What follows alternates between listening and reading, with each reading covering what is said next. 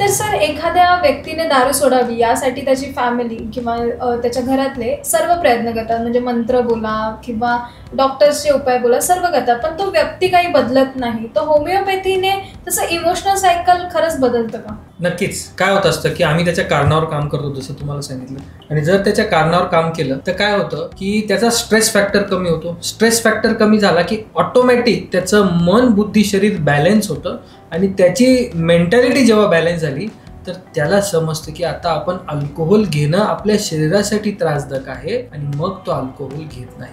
म्हणून त्याच्या रूट कॉजवर जर काम करण्यात आलं तर ते होमिओपॅथीनी फायदेशीर ठरतं. सोबतच आम्ही त्याचं मनोधैर्य वाढवण्यासाठी औषध देतो, त्याची इम्युनिटी वाढवण्यासाठी औषध देतो, त्याचे जर लिव्हर टॉक्सिसिटीचे प्रॉब्लेम असेल ते सोडवण्यासाठी औषध देतो.